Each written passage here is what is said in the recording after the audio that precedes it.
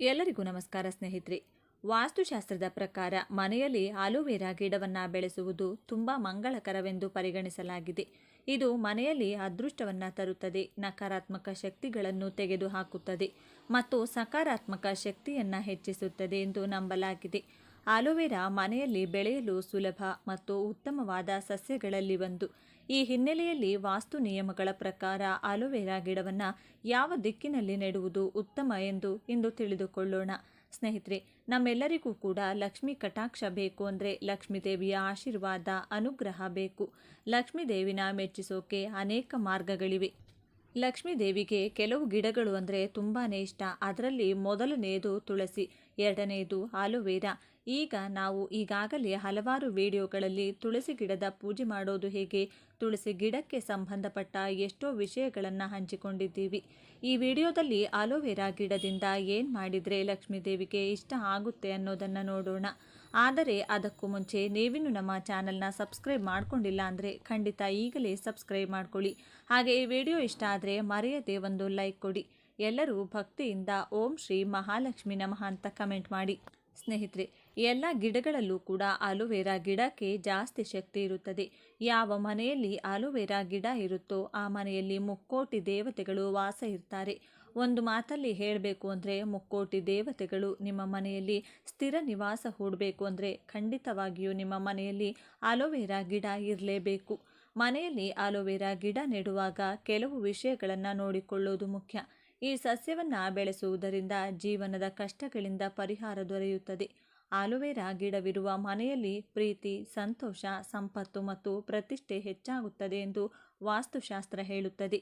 ಈ ಆಲೋವೆರಾ ಗಿಡದ ಎಲೆಗಳಲ್ಲಿ ಲಕ್ಷ್ಮೀ ದೇವಿ ವಾಸ ಇರ್ತಾಳೆ. ಆದರೆ ಆಲೋವೆರಾ ಗಿಡ ಮನೆಯಲ್ಲಿ ಬೆಳೆಸುವವರು ಒಂದು ಮಾತನ್ನು ಮಾತ್ರ ನೆನಪಿಟ್ಟುಕೊಳ್ಳಬೇಕು. ಮನೆಯಲ್ಲಿ ಸರಿಯಾದ ದಿಕ್ಕಿನಲ್ಲಿ ಆಲೋವೆರಾ ಗಿಡವನ್ನು ನೆಡೋದ್ರಿಂದ ಲಕ್ಷ್ಮೀ ದೇವಿಯ ಆಶೀರ್ವಾದ ಯಾವಾಗಲೂ ಆ ಮನೆಯ ಮೇಲೆ ಇರುತ್ತದೆ. ಸಂಪತ್ತಿಗೆ ಕೊರತೆ ಇರುವುದಿಲ್ಲ. ಈ ಗಿಡ ಯಾರ ಮನೆಯಲ್ಲಿದ್ದರೂ ಅವರ ಕುಟುಂಬದ ಸದಸ್ಯರು ಸಂತೋಷ ಪಡುತ್ತಾರೆ. ಸಮಾಜದಲ್ಲಿ ಖ್ಯಾತಿ ಮತ್ತು ಪ್ರತಿಷ್ಠೆ ಹೆಚ್ಚಾಗುತ್ತದೆ. ಆಲೋವೆರಾ ನೆಡಲು ಪೂರ್ವ ದಿಕ್ಕು ಉತ್ತಮ. ಈ ದಿಕ್ಕಿನಲ್ಲಿ ಆಲೋವೆರಾ ಗಿಡವಿದ್ದರೆ ಮಾನಸಿಕ ಶಾಂತಿ ಇರುತ್ತದೆ. ಮನೆಯ ಉತ್ತರ ಅಥವಾ ಪೂರ್ವ ದಿಕ್ಕಿನಲ್ಲಿ ಆಲೋವೆರಾ ಬೆಳೆಸುವುದರಿಂದ ಸಕಾರಾತ್ಮಕ ಶಕ್ತಿ ಬರುತ್ತದೆ. ಯಾವುದೇ ಆರೋಗ್ಯ ಸಮಸ್ಯೆಗಳು ನಿವಾರಣೆಯಾಗುತ್ತವೆ. ಆಲೋವೆರಾ ಗಿಡವನ್ನು ಆಗ್ನೇಯ ದಿಕ್ಕಿನಲ್ಲಿಯೂ ಬೆಳೆಸಬಹುದು. ಈ ದಿಕ್ಕಿನಲ್ಲಿ ಆಲೋವೆರಾ ಇಡುವುದರಿಂದ ಆದಾಯ ಹೆಚ್ಚಾಗುತ್ತದೆ. ಯಾರಾದರೂ ತಮ್ಮ ಕೆಲಸದಲ್ಲಿ ಪ್ರಗತಿಯನ್ನು ಬಯಸಿದರೆ ಮನೆಯ ಪಶ್ಚಿಮ ಭಾಗದಲ್ಲಿ ಈ ಗಿಡವನ್ನು ನೆಡಿ. ತಪ್ಪಾಗಿ ಸಹ ಆಲೋವೆರಾ ಸಸ್ಯವನ್ನು ವಾಯುವ್ಯ ದಿಕ್ಕಿನಲ್ಲಿಡಬೇಡಿ. ಇದರಿಂದ ವಿವಿಧ ಸಮಸ್ಯೆಗಳು ಉದ್ಭವಿಸುತ್ತವೆ. ವಾಸ್ತು ಪ್ರಕಾರ ಈ ದಿಕ್ಕು ಆರ್ಥಿಕ ಸಮಸ್ಯೆಗಳನ್ನು ಉಂಟು ಮಾಡುತ್ತದೆ. ನೀವು ಕಠಿಣ ಸಂದರ್ಭಗಳನ್ನು ಎದುರಿಸಬೇಕಾಗುತ್ತದೆ. ಅಶುಭ ಫಲಿತಾಂಶಗಳನ್ನು ನೀಡುತ್ತದೆ. ಪ್ರತಿಕೂಲ ಸನ್ನಿವೇಶಗಳನ್ನು ಆಹ್ವಾನಿಸುತ್ತದೆ. ಮನೆಯಲ್ಲಿ ಆಲೋವೆರಾ ಇಟ್ಟುಕೊಳ್ಳೋದು ಆರೋಗ್ಯಕ್ಕೆ ಒಳ್ಳೆಯದು. ಆರೋಗ್ಯ ಸಮಸ್ಯೆಗಳಿಂದ ಬಳಲುತ್ತಿರುವವರು ಇದನ್ನು ಮಲಗುವ ಕೋಣೆಯಲ್ಲಿಡಬಹುದು. ಬಾಲ್ಕನಿ ಅಥವಾ ಉದ್ಯಾನದ ಮೇಲೆ ಇರಿಸಿದರೆ ನಕಾರಾತ್ಮಕ ಶಕ್ತಿಗಳು ಮನೆಗೆ ಪ್ರವೇಶಿಸುವುದಿಲ್ಲ. ಆದ್ದರಿಂದ ಆಲೋವೆರಾ ಗಿಡವನ್ನು ಬೆಳೆಸುವಾಗ ವಾಸ್ತು ನಿಯಮಗಳನ್ನು ಪಾಲಿಸಬೇಕು ಮತ್ತು ಸರಿಯಾದ ದಿಕ್ಕನ್ನು ಆರಿಸಿಕೊಳ್ಳಬೇಕು. ಇನ್ನು ನೀವು ಆಲೋವೆರಾ ಗಿಡದಿಂದ ಫ್ರೆಶ್ ಆಗಿ ಜೆಲ್ ತೆಗೆದು ಅದನ್ನು ಲಕ್ಷ್ಮೀ ದೇವಿಗೆ ನೈವೇದ್ಯವಾಗಿ ಸಮರ್ಪಿಸಿ. ಅದರ ನಂತರ ಆ ಜೆಲ್ಲನ್ನು ನೀವು ಸ್ನಾನ ಮಾಡುವ ನೀರಲ್ಲಿ ಮಿಕ್ಸ್ ಮಾಡಿಕೊಂಡು ಸ್ನಾನ ಮಾಡಿಕೊಂಡ್ರೆ ನಿಮ್ಮ ಮೈಯಲ್ಲಿರುವಂಥ ಎಲ್ಲ ದರಿದ್ರ ದೋಷ ನಿವಾರಣೆಯಾಗುತ್ತೆ. ಅಷ್ಟದರಿದ್ರ ಹೋಗಿ ಅಷ್ಟೈಶ್ವರ್ಯ ಪ್ರಾಪ್ತಿಯಾಗೋಕೆ ಶುರುವಾಗುತ್ತದೆ. ಈ ಆಲೋವೆರಾ ಜೆಲ್ಲನ್ನು ಮಾರನೇ ದಿನ ಬೆಳಿಗ್ಗೆ ನೀವು ಸ್ನಾನ ಮಾಡುವಾಗ ನೀರಲ್ಲಿ ಮಿಕ್ಸ್ ಮಾಡಿಕೊಂಡು ಸ್ನಾನ ಮಾಡಿಕೊಳ್ಳಿ. ಈ ರೀತಿ ಮಾಡೋದ್ರಿಂದ ಆರ್ಥಿಕ ಸಮಸ್ಯೆಗಳೆಲ್ಲ ನಿವಾರಣೆಯಾಗುತ್ತದೆ. ಸಾಲದ ಬಾಧೆ ನಿವಾರಣೆಯಾಗುತ್ತದೆ. ಅಷ್ಟದರಿದ್ರ ಹೊರಟು ಹೋಗುತ್ತದೆ. ಅಷ್ಟೈಶ್ವರ್ಯ ನಿಮ್ಮದಾಗುತ್ತದೆ. ಇನ್ನು ನರದೃಷ್ಟಿ, ಕಣ್ಣು ದೃಷ್ಟಿ, ಭಯಾನಕ ದೋಷಗಳು, ಮನೆಯಲ್ಲಿರುವಂತಹ ನೆಗೆಟಿವ್ ಎನರ್ಜಿ, ಮೈಯಲ್ಲಿರುವಂತಹ ನೆಗೆಟಿವ್ ಎನರ್ಜಿ, ಹಾಗೆ ನೀವು ಯಾವುದೇ ಕೆಲಸಕ್ಕೆ ಕೈ ಹಾಕಿದ್ರೂ ಅದರಲ್ಲಿ ಸಕ್ಸಸ್ ಆಗಬೇಕು ಅಂದರೆ ಬೆಳಿಗ್ಗೆ 6ರಿಂದ 7 ಗಂಟೆ ಮಧ್ಯದಲ್ಲಿ ಈ ಟೈಮಲ್ಲಿ ಒಂದು ಚಿಕ್ಕ ಆಲೋವೆರಾ ಗಿಡ ತಗೊಂಡು ಅದನ್ನು ತಲೆ ಕೆಳಗಾಗಿ ಅಂದರೆ ಬೇರು ಮೇಲೆ ಬರಬೇಕು, ಎಲೆಗಳು ಕೆಳಗಡೆ ಬರಬೇಕು. ಈ ರೀತಿ ತಲೆ ಕೆಳಗಾಗಿ ಆಲೋವೆರಾ ಗಿಡವನ್ನು ನಿಮ್ಮ ಮೇನ್ ಡೋರ್ಗೆ ನೇತಾಕಿ. ಯಾವ ರೀತಿ ಈ ಆಲೋವೆರಾನ ಕಟ್ಟಬೇಕು ಅಂದರೆ ಮನೆ ಹೊರಗಿನಿಂದ ನೀವು ಒಳಗಡೆ ಬರುವಾಗ ಅಥವಾ ಒಳಗಡೆಯಿಂದ ಹೊರಗಡೆ ಹೋಗುವಾಗ ಆಲೋವೆರಾ ಗಿಡದ ಎಲೆ ಒಂದು ಚೂರಾದರೂ ನಿಮ್ಮ ತಲೆಗೆ ತಾಕುವಷ್ಟು ಕೆಳಗಡೆ ಈ ಗಿಡವನ್ನು ಕಟ್ಟಿರಬೇಕು. ಎಲ್ಲೋ ಮೇಲೆ ಕಟ್ಟಿದರೆ ಇದು ಪ್ರಯೋಜನವಾಗುವುದಿಲ್ಲ. ಇದಕ್ಕೆ ಕಾರಣ ಏನಂದರೆ, ಯಾವಾಗಲೂ ಕೂಡ ನಮ್ಮ ಮೈಮೇಲೆ ಶನಿ ಪ್ರಭಾವ ಅನ್ನೋದು ತಲೆ ಕೂದಲಿನಲ್ಲಿ ಅಧಿಕವಾಗಿರುತ್ತದೆ. ಇದರಿಂದಾನೇ ತಲೆ ಕೂದಲು ಮನೆಯಲ್ಲಿ ಬಿದ್ದರೆ ದರಿದ್ರ ಬರುತ್ತೆ, ತಲೆ ಕೂದಲು ತುಳಿದ್ರೆ ಶನಿ ದೋಷ ಬರುತ್ತೆ ಅಂತೆಲ್ಲ ಹೇಳೋದು. ಈ ಆಲೋವೆರಾ ಗಿಡದ ಎಲೆ ನಮ್ಮ ತಲೆಗೆ ತಾಕೋದ್ರಿಂದ ಶನಿಗೆ ಸಂಬಂಧಪಟ್ಟ ಎಲ್ಲ ದೋಷಗಳು ಅಂದರೆ ಶನಿ ದೋಷ, ಶನಿ ಪೀಡೆ ಇವೆಲ್ಲ ಕೂಡ ಹೊರಟು ಹೋಗುತ್ತೆ ಅಂತ ಪಂಡಿತರು ಹೇಳ್ತಾರೆ.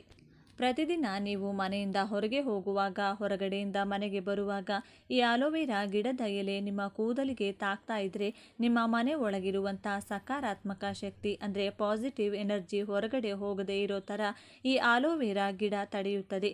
ಅದೇ ರೀತಿ ಹೊರಗಡೆಯಿಂದ ನೀವು ಮನೆ ಒಳಗಡೆ ಬರುವಾಗ ಹೊರಗಡೆ ಇರುವಂತಹ ದುಷ್ಟಶಕ್ತಿಗಳು, ಕೆಟ್ಟ ಶಕ್ತಿಗಳು, ದೃಷ್ಟಿದೋಷ ಇದೆಲ್ಲ ಕೂಡ ಮನೆ ಒಳಗಡೆ ಬರೋದಕ್ಕೆ ಆಗಲ್ಲ. ಈ ಆಲೋವೆರಾ ಗಿಡ ಅದನ್ನು ಹೊರಗಡೆ ಕಳಿಸಿಬಿಡುತ್ತೆ. ಬಾಗಿಲಿಗೆ ಕಟ್ಟಿರುವಂಥ ಆಲೋವೆರಾ ಗಿಡ ಒಣಗೋದ್ರೆ ಮತ್ತೆ ಮಂಗಳವಾರ ಬೆಳಿಗ್ಗೆ 6ರಿಂದ 7 ಗಂಟೆ ಮಧ್ಯದಲ್ಲಿ ಬೇರೆ ಗಿಡವನ್ನು ಚೇಂಜ್ ಮಾಡಿಕೊಳ್ಳಿ. ಇನ್ನು ಆಲೋವೆರಾ ಒಂದು ಅದ್ಭುತ ಗಿಡ. ನೋಡಲು ಸುಂದರವಾಗಿ ಕಾಣುವ ಈ ಗಿಡ ಕಡಿಮೆ ನಿರ್ವಹಣೆಯನ್ನು ನಿಮ್ಮಿಂದ ನಿರೀಕ್ಷೆ ಮಾಡುತ್ತೆ ಮತ್ತು ಹೆಚ್ಚಿನ ಬಗೆಯ ಪ್ರಯೋಜನಗಳನ್ನು ನಮಗೆ ಕೊಡುತ್ತೆ. ನಿಮಗೆ ಗೊತ್ತಿರುವ ಹಾಗೆ ಇದೊಂದು ಸೌಂದರ್ಯವರ್ಧಕವಾಗಿ ಕೆಲಸ ಮಾಡುತ್ತದೆ ಎನ್ನುವುದರಲ್ಲಿ ಯಾವುದೇ ಅನುಮಾನವಿಲ್ಲ. ಒಂದು ವೇಳೆ ಮನೆಯಲ್ಲಿ ಅಥವಾ ಮನೆಯ ಟೆರೆಸ್ನಲ್ಲಿ ನೀವು ಆಲೋವೆರಾ ಬೆಳೆಯಬೇಕು ಅಂದ್ಕೊಂಡ್ರೆ ಇಲ್ಲಿದೆ ನಿಮಗಾಗಿ ವಿಶೇಷ ಉಪಯೋಗಗಳು. ಇವುಗಳನ್ನು ಅನುಸರಿಸಿ ಸುಂದರವಾದ ಮತ್ತು ದೊಡ್ಡದಾದ ಆಲೋವೆರಾ ಗಿಡವನ್ನು ಬೆಳೆಯಬಹುದು. ಬೆಳೆಯಲು ನೀವು ಪಾಟ್ ಆಯ್ಕೆ ಮಾಡಿ. ನೀವು ಮೊದಲ ಬಾರಿಗೆ ಆಲೋವೆರಾ ಬೆಳೀತಿದ್ದೀರಿ ಎಂದಾದರೆ ಪಾಟ್ ಆಯ್ಕೆ ಬಹಳ ಮುಖ್ಯವಾಗುತ್ತದೆ. ಆಲೋವೆರಾದ ಬೇರುಗಳು ತುಂಬ ಚಿಕ್ಕದಿರುತ್ತವೆ ಮತ್ತು ಉದ್ದವಾಗಿ ಬೆಳೆಯುವುದಿಲ್ಲ. ಹೀಗಾಗಿ ನೀವು ಉದ್ದವಾದ ಪಾಟ್ ಆಯ್ಕೆ ಮಾಡುವ ಬದಲು ಸ್ವಲ್ಪ ಅಗಲವಾದ ಪಾಟ್ ಆಯ್ಕೆ ಮಾಡೋದ್ರಿಂದ ಆಲೋವೆರಾದ ಎಲೆಗಳು ಹರಡಿಕೊಳ್ಳಲು ಅನುಕೂಲವಾಗುತ್ತದೆ. ಮಣ್ಣಿನ ಅಗತ್ಯತೆ. ಪಾಟ್ ಆಯ್ಕೆ ಮಾಡಿದ ನಂತರದಲ್ಲಿ ನಿಮ್ಮ ಆಲೋವೆರಾ ಗಿಡ ಚೆನ್ನಾಗಿ ಬೆಳೆಯಬೇಕು ಅಂದರೆ ಅದಕ್ಕೆ ತೋಟದ ಮಣ್ಣು, ಸ್ವಲ್ಪ ಬೇವು ಗೊಬ್ಬರ, ವರ್ಮಿ ಕಾಂಪೋಸ್ಟ್, ಕೋಕೋಫೀಟ್ ಮತ್ತು ಸಾವಯವ ಗೊಬ್ಬರವನ್ನು ಮಿಕ್ಸ್ ಮಾಡಿ ಹಾಕಿ. ಇದರಿಂದ ಗಿಡದ ಗುಣಮಟ್ಟ ಕ್ರಮೇಣವಾಗಿ ಅಭಿವೃದ್ಧಿಯಾಗುತ್ತದೆ. ಸೂರ್ಯನ ಬಿಸಿಲು ಅಗತ್ಯ. ಆಲೋವೆರಾ ಗಿಡ ಸಾಮಾನ್ಯವಾಗಿ ಸೂರ್ಯನ ಬಿಸಿಲಿನಲ್ಲಿ ಚೆನ್ನಾಗಿ ಬರುತ್ತದೆ ಎಂದು ಹೇಳುತ್ತಾರೆ. ಎಲೆಗಳು ದಪ್ಪ ಇರೋದ್ರಿಂದ ಇದಕ್ಕೆ ಸೂರ್ಯನ ಬಿಸಿಲು ಬಹಳ ಅಗತ್ಯ. ಎಷ್ಟು ಪ್ರಮಾಣದಲ್ಲಿ ಬಿಸಿಲು ಬೀಳುತ್ತದೆ ಅಷ್ಟು ಚೆನ್ನಾಗಿ ಗಿಡ ಬರುತ್ತದೆ. ಸೂರ್ಯನ ನೇರವಾದ ಬಿಸಿಲು ಗಿಡದ ಮೇಲೆ ಬೀಳುವಂತೆ ಆಲೋವೆರಾ ಪಾಟ್ ಇರಿಸಿ. ನೀರಿನ ಅವಶ್ಯಕತೆ. ಅನುಭವಿಗಳು ಹೇಳುವ ಹಾಗೆ ಆಲೋವೆರಾ ಗಿಡಕ್ಕೆ ಹೆಚ್ಚಿನ ನೀರಿನ ಅಗತ್ಯವಿರುವುದಿಲ್ಲ. ಹಾಗಾಗಿ ನಾವು ಮೇಲೆ ಇದಕ್ಕೆ ಕಡಿಮೆ ನಿರ್ವಹಣೆ ಅಗತ್ಯವಿದೆ ಎಂದು ಹೇಳಿದ್ದು. ಹೀಗಾಗಿ ಕುಂಡದಲ್ಲಿ ನೀರಿನ ಅಂಶ ಸಂಪೂರ್ಣವಾಗಿ ಒಣಗಿ ಹೋಗುವವರೆಗೂ ಕಾಯ್ದು ಆ ನಂತರ ಮತ್ತೆ ನೀರು ಹಾಕಿ. ಕತ್ತರಿಸಿದರೆ ಚೆನ್ನಾಗಿ ಬೆಳೆಯುತ್ತದೆ. ಮೊದಲ ಬಾರಿಗೆ ನೀವು ಆಲೋವೆರಾ ಬೆಳೆಯುತ್ತಿದ್ರೆ ಅದನ್ನು ಆಗಾಗ ಕಟ್ ಮಾಡಿ. ಚೆನ್ನಾಗಿ ಬೆಳೆದಿರುವ ಆಲೋವೆರಾ ಗಿಡದ ಬಳಿ ಇರುವಂಥ ಸಣ್ಣ ಸಣ್ಣ ಗಿಡಗಳನ್ನು ಬೇರು ಸಮೇತ ತಂದು ಮನೆಯಲ್ಲಿ ಮೇಲೆ ಹೇಳಿದ ಹಾಗೆ ಮಣ್ಣಿನ ಮಿಶ್ರಣ ಮಾಡಿ ಬೆಳೆಸಬಹುದು. ತಾಪಮಾನದ ಮಿತಿ ಇರಲಿ. ಆಲೋವೆರಾ ಗಿಡ ಯಾವಾಗಲೂ ಒಂದು ಮಿತವಾದ ತಾಪಮಾನವನ್ನು ಬೆಳೆಯಲು ಬಯಸುತ್ತದೆ. ಅಂದರೆ ಹೊರಗಿನ ಬಿಸಿಲಿನ ತಾಪಮಾನ 30 ಡಿಗ್ರಿಗಿಂತ ಹೆಚ್ಚಿರಬಾರದು. ಇದರಿಂದ ಎಲೆಗಳು ಹಳದಿ ಬಣ್ಣಕ್ಕೆ ತಿರುಗುತ್ತವೆ ಮತ್ತು ಒಳಗಿನ ಜೆಲ್ ಹೊರಗೆ ಬರುತ್ತದೆ. ಹೀಗಾಗಿ ಅತಿಯಾದ ಬಿಸಿಲಿನ ಕಿರಣಗಳು ಆಲೋವೆರಾ ಗಿಡವನ್ನು ತಾಗದಂತೆ ರಕ್ಷಿಸಿ. ದೊಡ್ಡದಾದ ಮೇಲೆ ನೀವು ಬೆಳೆಸುತ್ತಿರುವ ಆಲೋವೆರಾ ಗಿಡವನ್ನು ನೀವು ಆಗಾಗ ಪಾಟ್ ಬದಲಿಸುವ ಅವಶ್ಯಕತೆ ಇಲ್ಲ. ಒಂದು ವೇಳೆ ಗಿಡ ದೊಡ್ಡದಾದಂತೆ ಅದರ ಬೇರುಗಳು ತಳಭಾಗ ತಾಗಿದಂತೆ ನೀವು ದೊಡ್ಡ ಪಾಟ್ ಆಯ್ಕೆ ಮಾಡಿ ಅದಕ್ಕೆ ನಿಮ್ಮ ಗಿಡವನ್ನು ವರ್ಗಾಯಿಸಬಹುದು. ವರ್ಗಾವಣೆಯ ಟಿಪ್ಸ್. ಆಲೋವೆರಾ ಗಿಡವನ್ನು ಒಂದು ಪಾಟ್ನಿಂದ ಇನ್ನೊಂದು ಪಾಟ್ಗೆ ಬದಲಿಸುತ್ತಿದ್ದೀರಿ ಅಂದರೆ ಪಾಟ್ ಹಂಚುಗಳಲ್ಲಿ ಮೊದಲಿಗೆ ಮಣ್ಣನ್ನು ಸಡಿಲ ಮಾಡಿ. ಇದಕ್ಕೆ ತಕ್ಕನಾದ ಸಲಕರಣೆ ನಿಮ್ಮ ಬಳಿ ಇರಬೇಕು. ಮಣ್ಣಿಗೂ ಪಾಟ್ಗೂ ಜಾಗ ಸಿಕ್ಕಿದ ನಂತರದಲ್ಲಿ ಅದನ್ನು ನಿಧಾನವಾಗಿ ಹೊಸ ಪಾಟ್ಗೆ ಬದಲಿಸಬಹುದು. ಹಳೆಯ ಎಲೆಗಳನ್ನು ಕತ್ತರಿಸುವುದು. ಯಾವಾಗ ಆಲೋವೆರಾ ಬೆಳೆದು ದೊಡ್ಡದಾಗಿ ಎಲೆಗಳು ಹಳದಿ ಬಣ್ಣಕ್ಕೆ ತಿರುಗುತ್ತವೆ ಅಂತಹ ಎಲೆಗಳನ್ನು ಒಂದು ಶುದ್ಧವಾದ ಚಾಕು ತೆಗೆದುಕೊಂಡು ತಳದಲ್ಲಿ ಕತ್ತರಿಸಿ. ಇದರಿಂದ ಹೊಸ ಆಲೋವೆರಾ ಎಲೆಗಳು ಬರಲು ಅನುಕೂಲವಾಗುತ್ತದೆ. ಯಾವಾಗ ಕತ್ತರಿಸಬೇಕು? ನೀವು ಆಲೋವೆರಾವನ್ನು ಒಂದು ವೇಳೆ ಅದರ ಜೆಲ್ಗಾಗಿ ಬೆಳೆಸುತ್ತಿದ್ದೀರಿ ಅಂದರೆ ಗಿಡ ಚೆನ್ನಾಗಿ ಅಗಲವಾಗಿ ಬರಲು ಅನುಕೂಲ ಮಾಡಿಕೊಡಿ. ಕತ್ತರಿಸುವ ಸಂದರ್ಭದಲ್ಲಿ ಬೇರಿನ ಬಳಿ ಕತ್ತರಿಸಿ. ಹೀಗೆ ಮಾಡುವುದರಿಂದ ನಿಮಗೆ ಪೂರ್ಣ ಪ್ರಮಾಣದಲ್ಲಿ ಆಲೋವೆರಾ ಜೆಲ್ ಸಿಗುತ್ತದೆ. ಹಿಂದೂ ಧರ್ಮದಲ್ಲಿ ವೀಳ್ಯದೆಲೆಗೆ ವಿಶೇಷ ಮಹತ್ವವಿದೆ. ವ್ಯಾಪಾರದಲ್ಲಿ ಲಾಭ, ಗೃಹಶಾಂತಿ, ಸಂಪತ್ತು, ಆಕರ್ಷಣೆ ಮತ್ತು ಸುಖದ ದಾಂಪತ್ಯಕ್ಕೆ ವೀಳ್ಯದೆಲೆಯನ್ನು ಬಳಸುವ ವಿಧಾನಗಳನ್ನು ನೋಡೋಣ. ಹಿಂದೂ ಧರ್ಮದಲ್ಲಿ ವೀಳ್ಯದೆಲೆಗೆ ವಿಶೇಷ ಮಹತ್ವವನ್ನು ನೀಡಲಾಗಿದೆ. ವೀಳ್ಯದೆಲೆಯನ್ನು ಶುಭ ಕಾರ್ಯಗಳಲ್ಲಿ ಬಳಸಲಾಗುತ್ತದೆ. ಪೂಜೆಯ ಸಮಯದಲ್ಲಿ ವೀಳ್ಯದೆಲೆಯನ್ನು ಬಳಸುವುದರಿಂದ ಭಗವಂತನ ಆಶೀರ್ವಾದ ಸಿಗುತ್ತದೆ ಎಂದು ನಂಬಲಾಗಿದೆ.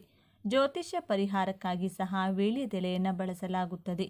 ಇಂದು ಹಣದ ಕೊರತೆಯನ್ನು ಹೋಗಲಾಡಿಸಲು ವೀಳ್ಯದೆಲೆಯನ್ನು ಬಳಸುವುದು ಹೇಗೆ ಎಂಬುದನ್ನು ನೋಡೋಣ ಬನ್ನಿ. ಸ್ನೇಹಿತರೆ, ವೀಳ್ಯದೆಲೆ ಗಿಡ ನಿಮ್ಮ ಮನೆಯಲ್ಲಿದ್ದರೆ ಏನಾಗುತ್ತೆ ಗೊತ್ತಾ? ತುಂಬ ಜನರಿಗೆ ಇದರ ಬಗ್ಗೆ ಅಷ್ಟೊಂದು ಮಾಹಿತಿ ಇಲ್ಲ. ಹಾಗಾದರೆ ವೀಳ್ಯದೆಲೆ ಗಿಡ ಮನೆಯಲ್ಲಿದ್ದರೆ ಏನಾಗುತ್ತದೆ? ಈ ಗಿಡದಿಂದ ಏನೆಲ್ಲ ಪ್ರಯೋಜನಗಳು ಸಿಗುತ್ತೆ? ಅಷ್ಟಕ್ಕೂ ಮನೆಯಲ್ಲಿ ವೀಳ್ಯದೆಲೆ ಗಿಡ ಬೆಳೆಸಬಹುದಾ ಇಲ್ವಾ? ಈ ಎಲ್ಲ ವಿಷಯಗಳನ್ನು ಈ ವಿಡಿಯೋದಲ್ಲಿ ತಿಳಿದುಕೊಳ್ಳೋಣ. ಆದರೆ ಅದಕ್ಕೂ ಮುಂಚೆ ನೀವಿನ್ನು ನಮ್ಮ ಚಾನಲ್ನ ಸಬ್ಸ್ಕ್ರೈಬ್ ಮಾಡಿಕೊಂಡಿಲ್ಲ ಅಂದರೆ ಖಂಡಿತ ಈಗಲೇ ಸಬ್ಸ್ಕ್ರೈಬ್ ಮಾಡ್ಕೊಳ್ಳಿ. ಹಾಗೆ ಈ ವಿಡಿಯೋ ಇಷ್ಟ ಆದರೆ ಮರೆಯದೆ ಒಂದು ಲೈಕ್ ಕೊಡಿ. ಎಲ್ಲರೂ ಭಕ್ತಿಯಿಂದ ಜೈ ಹನುಮಾನ್ ಅಂತ ಕಮೆಂಟ್ ಮಾಡಿ. ವ್ಯವಹಾರದಲ್ಲಿ ಲಾಭ ಗಳಿಸಲು ವೀಳ್ಯದೆಲೆಯಿಂದ ಪರಿಹಾರ. ನಿಮ್ಮ ವ್ಯವಹಾರವು ದೀರ್ಘಕಾಲದವರೆಗೆ ಮಂದಗತಿಯಲ್ಲಿ ಎದುರಿಸುತ್ತಿದ್ದರೆ ವೀಳ್ಯದೆಲೆಗೆ ಸಂಬಂಧಿಸಿದ ಈ ಪರಿಹಾರವು ನಿಮಗೆ ತುಂಬ ಉಪಯುಕ್ತವಾಗಬಹುದು. ಇದಕ್ಕಾಗಿ ಶನಿವಾರದಂದು 5 ವೀಳ್ಯದೆಲೆಗಳನ್ನು ಒಂದು ದಾರದಲ್ಲಿ ಕಟ್ಟಿ ನಿಮ್ಮ ಅಂಗಡಿಯ ಪೂರ್ವ ದಿಕ್ಕಿನಲ್ಲಿರಿಸಿ. ಪ್ರತಿ ಶನಿವಾರ ಈ ಎಲೆಗಳನ್ನು ಬದಲಾಯಿಸಿ ಮತ್ತು ಹಳೆಯ ಎಲೆಗಳನ್ನು ಹರಿಯುವ ನೀರಿಗೆ ಎಸೆಯಿರಿ. ಈ ಪರಿಹಾರವನ್ನು ಅಳವಡಿಸಿಕೊಳ್ಳುವ ಮೂಲಕ ನೀವು ವ್ಯವಹಾರದಲ್ಲಿ ಲಾಭ ಗಳಿಸಬಹುದು. ಸ್ನೇಹಿತರೆ, ಈ ವೀಳ್ಯದೆಲೆ ಗಿಡ ಬಳ್ಳಿ ರೂಪದಲ್ಲಿ ಬೆಳೆಯುವಂಥದ್ದು. ತುಂಬ ಜನ ಈ ಗಿಡವನ್ನು ಮನೆಯಲ್ಲಿ ಬೆಳೆಸ್ತಾ ಇರ್ತಾರೆ. ಪ್ರತಿದಿನ ರಾತ್ರಿ ಮಲಗುವ ಮುಂಚೆ ಬೀಡ ಅಥವಾ ವೀಳ್ಯದೆಲೆ ತಿನ್ನುವಂಥ ಅಭ್ಯಾಸ ತುಂಬ ಜನರಿಗೆ ಇರುತ್ತದೆ. ಈ ಗಿಡವನ್ನು ನಾಗವಲ್ಲಿ ಗಿಡ ಅಂತಲೂ ಕರೆಯುತ್ತಾರೆ. ಹಿಂದೂ ಧರ್ಮದ ಪ್ರಕಾರ ವೀಳ್ಯದೆಲೆ ಗಿಡಕ್ಕೆ ಎಷ್ಟೋ ವಿಶಿಷ್ಟತೆ ಇದೆ. ಆಯುರ್ವೇದದಲ್ಲೂ ಕೂಡ ವೀಳ್ಯದೆಲೆಯನ್ನು ಔಷಧಿಗಳಲ್ಲಿ ಬಳಸುತ್ತಾರೆ. ಯಾವ ಮನೆಯಲ್ಲಿ ವೀಳ್ಯದೆಲೆ ಗಿಡ ಇರುತ್ತದೋ ಆ ಮನೆಯಲ್ಲಿ ಶನೇಶ್ವರ ಪ್ರವೇಶಿಸುವುದಿಲ್ಲ ಎಂದು ಪಂಡಿತರು ಹೇಳುತ್ತಾರೆ. ವೀಳ್ಯದೆಲೆ ಗಿಡ ನಿಮ್ಮ ಮನೆಯಲ್ಲಿದ್ದರೆ ನಿಮ್ಮ ಕಷ್ಟಗಳೆಲ್ಲ ಕೂಡ ಹೊರಟು ಹೋಗುತ್ತೆ. ನಿಮ್ಮ ಅದೃಷ್ಟ ಕುಲಾಯಿಸಿ ಮುಟ್ಟಿದ್ದೆಲ್ಲವೂ ಚಿನ್ನವಾಗುತ್ತದೆ. ಈ ಗಿಡ ನಮ್ಮ ಮನೆಯಲ್ಲಿದ್ದರೆ ನಮಗೆ ಯಾವ ಗ್ರಹದೋಷಗಳು ಕೂಡ ತಗುಲುವುದಿಲ್ಲ. ಭೂತ, ಪ್ರೇತ, ಪಿಶಾಚಿಗಳು ನಮ್ಮ ಮನೆಯ ಆಸುಪಾಸಿಗೂ ಬರುವುದಿಲ್ಲ. ಈ ವೀಳ್ಯದೆಲೆ ಗಿಡ ಮನೆಯಲ್ಲಿದ್ದರೆ ಸಾಕ್ಷಾತ್ ಆಂಜನೇಯ ಸ್ವಾಮಿ ನಮ್ಮ ಮನೆಯಲ್ಲಿ ನೆಲೆಸಿದಂತೆ ಲೆಕ್ಕ. ಈ ಗಿಡ ದಿನೇ ದಿನೇ ಬೆಳೆಯುತ್ತಾ ಹೊಸ ಹೊಸ ಎಲೆಗಳು ಚಿಗುರಿದರೆ ನಮ್ಮ ಮೇಲೆ ಲಕ್ಷ್ಮೀ ಕಟಾಕ್ಷ ಚೆನ್ನಾಗಿದೆ ಎಂದು ಅರ್ಥ. ವಿಪರೀತವಾಗಿ ಸಾಲ ಅಥವಾ ಆರ್ಥಿಕ ಸಮಸ್ಯೆ ಇರುವವರು ವೀಳ್ಯದೆಲೆ ಗಿಡವನ್ನು ಮನೆಯಲ್ಲಿ ಬೆಳೆಸಿದರೆ ಒಳ್ಳೆಯದು. ಎಷ್ಟೇ ಹಣ ಬಂದರೂ ಕೈಯಲ್ಲಿ ನಿಲ್ಲದೆ ಖರ್ಚಾಗುತ್ತಿದ್ದರೆ ಅವರು ಪ್ರತಿದಿನ ಒಂದು ವೀಳ್ಯದೆಲೆ ತೆಗೆದುಕೊಂಡು ಸ್ವಲ್ಪ ಎಳ್ಳೆಣ್ಣೆ ಬೆರೆಸುವಂಥ ಕುಂಕುಮದಿಂದ ಶ್ರೀರಾಮ್ ಎಂದು ಆ ಎಲೆಯ ಮೇಲೆ ಬರೆದು ಅದನ್ನು ಆಂಜನೇಯ ಸ್ವಾಮಿ ಫೋಟೋ ಮುಂದೆ ಇಟ್ಟು ಪೂಜೆ ಮಾಡಬೇಕು. ಈ ರೀತಿ ನೀವು ನಿಮ್ಮ ಸಮಸ್ಯೆ ಬಗೆಹರಿಯುವವರೆಗೂ ಕೂಡ ಮಾಡಬೇಕು. ಈ ರೀತಿ ನೀವು ಆಂಜನೇಯ ಸ್ವಾಮಿ ಫೋಟೋ ಮುಂದೆ ಇಟ್ಟಿರುವಂಥ ವೀಳ್ಯದೆಲೆಯನ್ನು ಮಾರನೇ ದಿನ ತೆಗೆದು ನೀವೇ ತಿನ್ನಬಹುದು ಅಥವಾ ಹರಿಯೋ ನೀರಿನಲ್ಲಿ ಹಾಕಬಹುದು. ಅಷ್ಟೇ ಹೊರತು ಆ ಎಲೆಯನ್ನು ಕಸದ ಬುಟ್ಟಿಯಲ್ಲೋ ಅಥವಾ ಯಾರಾದರೂ ತುಳಿಯುವಂತಹ ಕಡೆನೂ ಹಾಕಬಾರ್ದು. ಈ ರೀತಿ ಮಾಡೋದ್ರಿಂದ ನಾವು ಲಕ್ಷ್ಮೀ ದೇವಿಯ ಅನುಗ್ರಹವನ್ನು ಪಡ್ಕೋತೀವಿ ಅಂತ ಪಂಡಿತರು ಹೇಳ್ತಾರೆ. ಈ ವೀಳ್ಯದೆಲೆ ಸಹಜವಾಗಿ ತೇವಾಂಶ ಹಾಗೂ ಬಿಸಿ ಇರುವಂಥ ಪ್ರಾಂತ್ಯಗಳಲ್ಲಿ ಹೆಚ್ಚಾಗಿ ಬೆಳೆಯುತ್ತದೆ. ನೀವು ವೀಳ್ಯದೆಲೆ ಗಿಡ ನೆಟ್ಟ 2 ತಿಂಗಳ ನಂತರ ಮಾತ್ರನೇ ಎಲೆ ಕಿತ್ತುಕೊಳ್ಳೋಕೆ ಶುರು ಮಾಡಬಹುದು. ಮನೆಯಲ್ಲಿ ಹಬ್ಬ ಹರಿದಿನ, ವ್ರತ, ಯಾವುದೇ ಶುಭ ಕಾರ್ಯ ನಡೆದಾಗಲೂ ಕೂಡ ವೀಳ್ಯದೆಲೆ ಬಳಸಿ ತಾಂಬೂಲ ಕೊಡೋದು ಪೂರ್ವ ಕಾಲದಿಂದಲೂ ಬರುತ್ತದೆ. ವೀಳ್ಯದೆಲೆ ಮನೆಯಲ್ಲಿ ಬೆಳೆಸುವುದರಿಂದ ಆರ್ಥಿಕ ಸಮಸ್ಯೆ ಪೂರ್ತಿಯಾಗಿ ನಿವಾರಣೆಯಾಗುತ್ತದೆ ಎಂದು ತುಂಬ ಜನರು ನಂಬುತ್ತಾರೆ. ಕೇವಲ ಆರ್ಥಿಕ ಸಮಸ್ಯೆ ಮಾತ್ರವಲ್ಲದೆ ನಮಗೆ ಬರುವಂತಹ ಎಷ್ಟೋ ಅನಾರೋಗ್ಯ ಸಮಸ್ಯೆಗಳನ್ನು ಕೂಡ ಈ ಎಲೆ ನಿವಾರಿಸುತ್ತದೆ. ಗಂಟಲು ನೋವನ್ನು ಕಡಿಮೆಯಾಗಿಸುವುದರಲ್ಲಿ ಈ ವೀಳ್ಯದೆಲೆ ರಸ ತುಂಬ ಸಹಾಯ ಮಾಡುತ್ತದೆ. ವೀಳ್ಯದೆಲೆಯಲ್ಲಿ ಫೈಬರ್ ಅಂಶ ಅಧಿಕವಾಗಿರುತ್ತದೆ. ಇದನ್ನು ಪ್ರತಿದಿನ ಊಟದ ನಂತರ ಅಥವಾ ಮಲಗುವ ಮುಂಚೆ ತಿಂದರೆ ಜೀರ್ಣಶಕ್ತಿ ಉತ್ತಮವಾಗಿ ನಡೆಯುತ್ತದೆ. ವಾಸ್ತುಶಾಸ್ತ್ರದ ಪ್ರಕಾರ ನಾವು ಮನೆಯಲ್ಲಿ ಬೆಳೆಸುವಂತಹ ಗಿಡ ಮರಗಳು ಅಥವಾ ಇಟ್ಟುಕೊಳ್ಳುವಂತಹ ವಸ್ತುಗಳು ನಮ್ಮ ಸ್ಥಿತಿಗತಿಯ ಮೇಲೆ ಪರಿಣಾಮವನ್ನು ಬೀರುತ್ತದೆ. ಹಾಗಾಗಿ ನಾವು ಬೆಳೆಸುವಂತಹ ಗಿಡ, ಅದನ್ನು ಇಡುವಂತಹ ಜಾಗ ಎಲ್ಲವೂ ಕೂಡ ವಾಸ್ತು ಪ್ರಕಾರ ಇದ್ದರೆ ಒಳ್ಳೆಯದು. ವೀಳ್ಯದೆಲೆ ಗಿಡ ಮನೆಯಲ್ಲಿ ಬೆಳೆಸೋದ್ರಿಂದ ಸುಲಭವಾಗಿ ಧನಲಾಭ ಉಂಟಾಗುತ್ತದೆ ಎಂದು ವಾಸ್ತುಶಾಸ್ತ್ರದ ನಿಪುಣರು ಹೇಳುತ್ತಿದ್ದಾರೆ. ನಾವು ಸರಿಯಾದ ದಿಕ್ಕಿನಲ್ಲಿ ಬೆಳೆಸಿದರೆ ಒಳ್ಳೆ ಶುಭ ಫಲ ಪಡೆದುಕೊಳ್ತೇವೆ.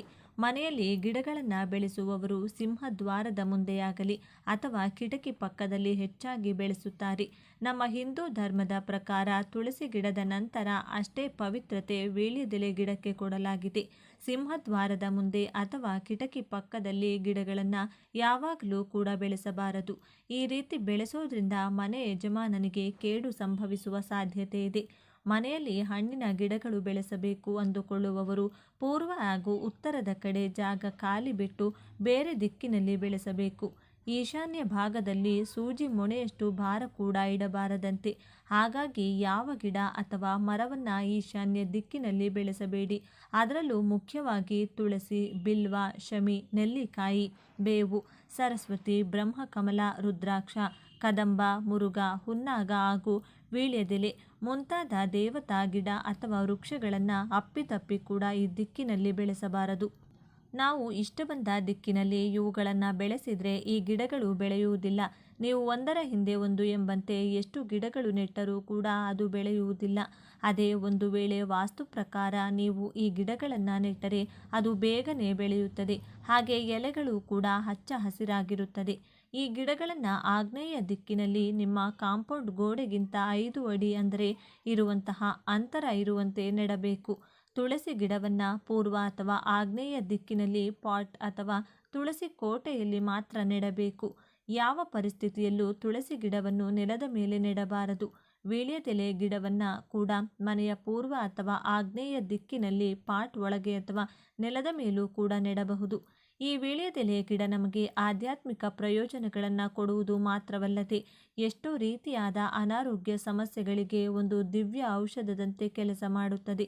ವೀಳ್ಯದೆಲೆಯಲ್ಲಿ calcium, iron, vitamin C, minerals ಹಾಗೂ ಫೈಬರ್ ಅಂಶ ಅಧಿಕವಾಗಿರುತ್ತದೆ.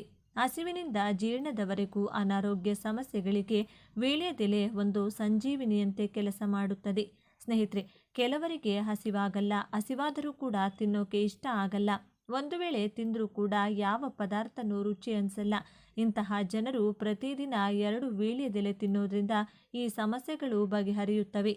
ಹೊಟ್ಟೆ ಉಬ್ಬಿಗೆ 2 ವೀಳ್ಯದೆಲೆ ಕೈಯಲ್ಲೇ ಹಿಸುಕಿ ಆ ರಸವನ್ನು ಹಾಗೂ ಎಲೆಯನ್ನು ಹಾಲಿನಲ್ಲಿ ಬೆರೆಸಿ ಕುಡಿದ್ರೆ ಹೊಟ್ಟೆ ಉಬ್ಬು ಅಥವಾ ಬ್ಲೋಟಿಂಗ್ ಸಮಸ್ಯೆ ಕೂಡಲೇ ಕಡಿಮೆಯಾಗುತ್ತದೆ.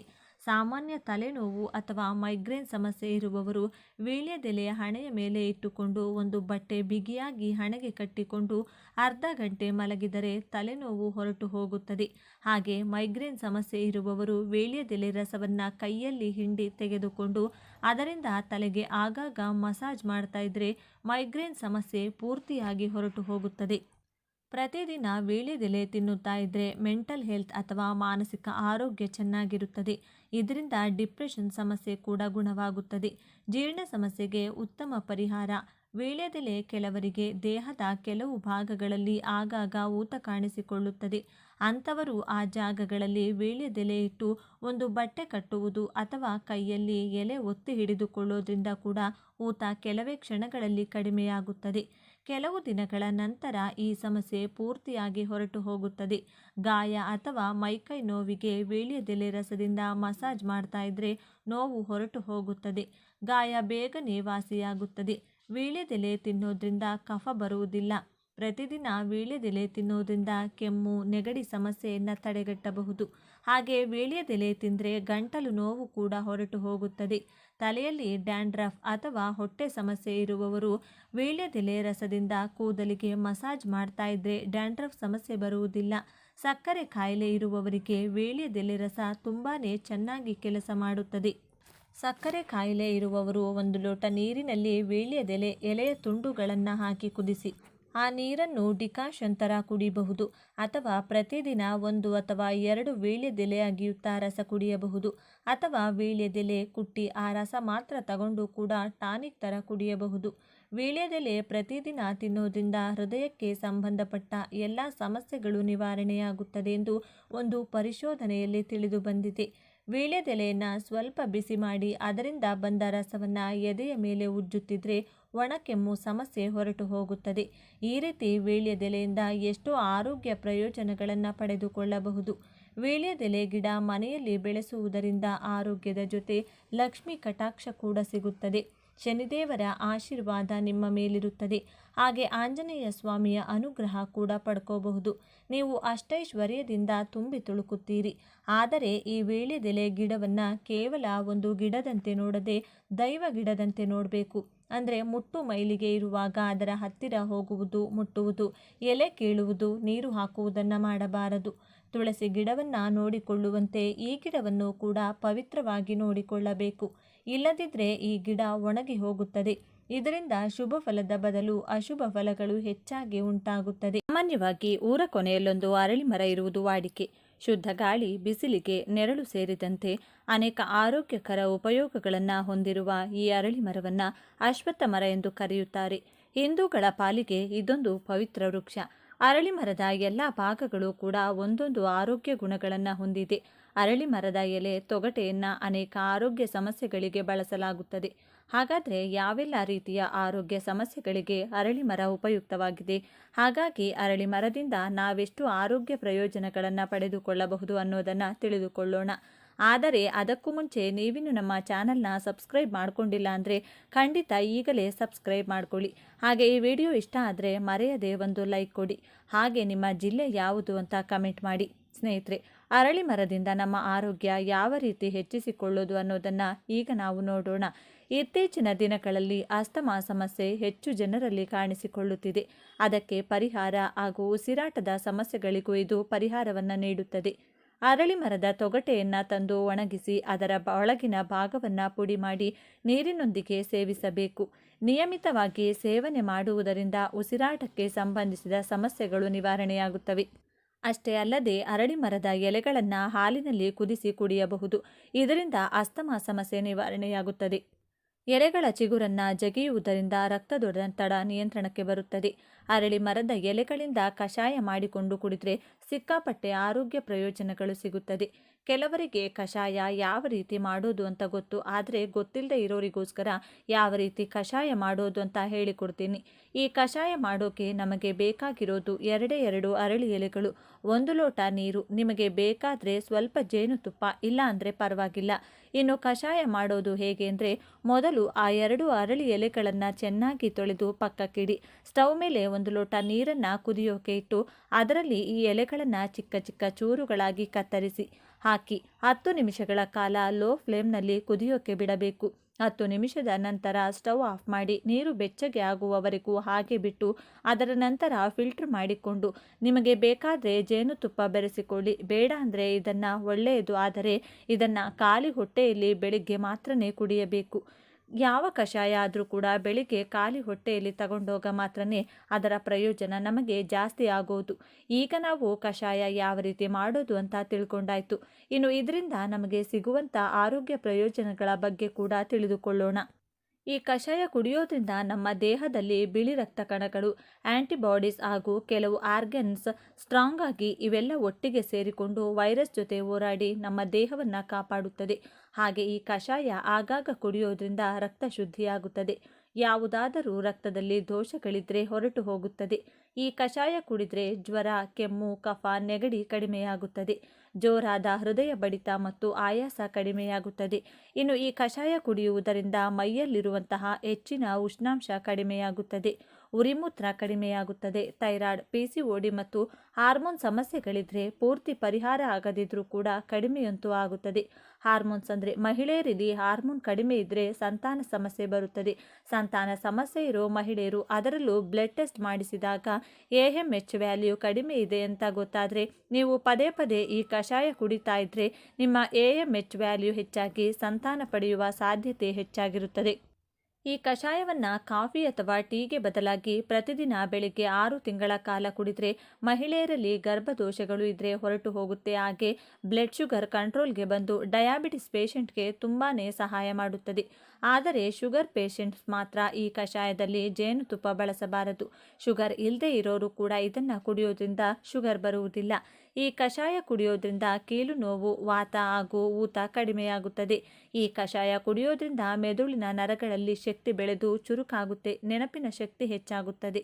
ಹೊಟ್ಟೆಯಲ್ಲಿರುವಂತಹ ಜಂತುಹುಳ ಮುಂತಾದ ಕೆಟ್ಟ ಕ್ರಿಮಿಗಳು, ಬ್ಯಾಕ್ಟೀರಿಯಾಗಳು ಸತ್ತು ಹೋಗುತ್ತದೆ. ಜೊತೆಗೆ ಕರುಳು ಕೂಡ ಕ್ಲೀನ್ ಆಗುತ್ತೆ. ಇನ್ನು ಈ ಕಷಾಯ ಕುಡಿಯೋದ್ರಿಂದ ಹೊಟ್ಟೆ ಸುತ್ತಲೂ, ತೊಡೆಗಳಲ್ಲಿ ಹಾಗೂ ಹಿಂಬದಿಯಲ್ಲಿ ಬೆಳೆದಿರುವಂಥ ಕೆಟ್ಟ ಕೊಲೆಸ್ಟ್ರಾಲ್ ಕರಗಿ ಹೋಗುತ್ತದೆ. ಮೊಣಕಾಲಿನ ನೋವಿಗೆ ಮೇನ್ ರೀಸನ್ ನಾವು ತೂಕ ಹೆಚ್ಚಾಗೋದು.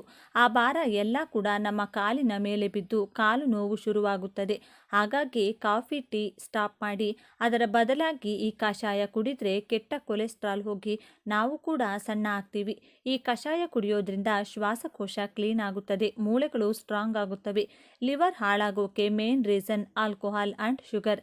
ನಾವು ಈ ಎರಡೂ ಪದಾರ್ಥಗಳನ್ನು ಎಷ್ಟು ಹೆಚ್ಚು ಬಳಕೆ ಮಾಡ್ತೀವೋ ಅಷ್ಟು ನಮ್ಮ ಲಿವರ್ ಹಾಳಾಗುತ್ತದೆ. ಹಾಗಾಗಿ ಈ ಕಷಾಯ ಕುಡಿಯೋದ್ರಿಂದ ಲಿವರ್ ಆರೋಗ್ಯ ಕೂಡ ಹೆಚ್ಚಾಗುತ್ತದೆ, ಲಿವರ್ ಕ್ಲೀನ್ ಆಗುತ್ತದೆ. ಇನ್ನು ಈ ಕಷಾಯ ಕುಡಿಯೋದ್ರಿಂದ ನಮ್ಮ ದೇಹದಲ್ಲಿರುವಂಥ ಕ್ಯಾನ್ಸರ್ ಕಣಗಳು ನಾಶವಾಗಿ ಭವಿಷ್ಯತ್ತಿನಲ್ಲಿ ಕ್ಯಾನ್ಸರ್ ಬರದಂತೆ ಇರುತ್ತದೆ.